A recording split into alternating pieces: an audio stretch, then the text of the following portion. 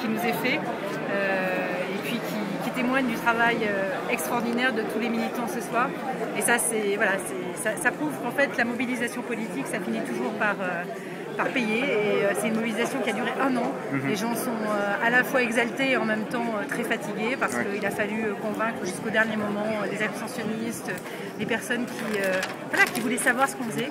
Et je crois que ce soir, c'est ce résultat d'un travail extraordinaire de centaines de militants sur le département des Hautes-Alpes qui est en train de payer. Après voilà, le travail commence demain, c'est-à-dire que cette confiance que les électeurs m'ont fait ce jour, il va falloir que je sois à la hauteur, et je vais tout faire pour l'être dès maintenant, dès demain, dès après-demain. Voilà. Vous serez à Paris après-demain, c'est ça? Après-demain, je rejoins Paris mardi.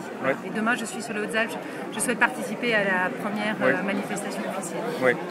Vous êtes une grande pédagogue de l'économie. Est-ce que vous allez devenir une grande pédagogue de la politique? Je ne suis pas sûre que je sois une pédagogue de l'économie. J'essaye d'enseigner l'économie. Je crois que la politique, ça ne s'enseigne pas forcément. Ça, c'est des convictions, c'est autre chose. C'est quelque chose qui relève de la démocratie, de la capacité à montrer ses idées, mais aussi ses sentiments, ses passions.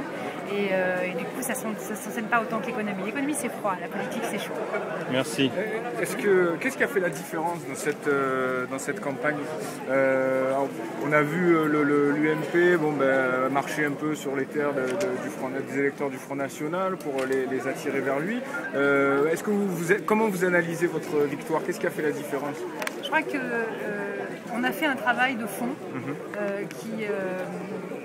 qui reposait sur 3 principes.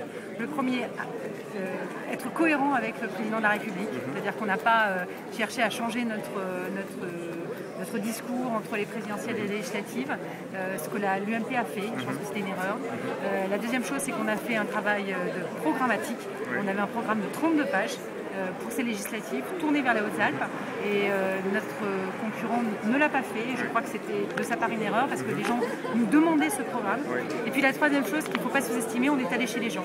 Le travail de porte-à-porte qui a commencé il y a 8 mois fait qu'il y a probablement un électeur sur 5 qui nous a eu devant chez lui directement au cours de cette campagne, et ça change tout. C'est-à-dire une campagne de terrain comme ça, c'est d'une ampleur jamais réalisée dans les Hautes-Alpes, et je crois que le score vraiment très élevé qu'on voit ce soir s'explique largement par ça. Parce que si le score est confirmé, on n'avait jamais vu ça sur une victoire de la première circonscription.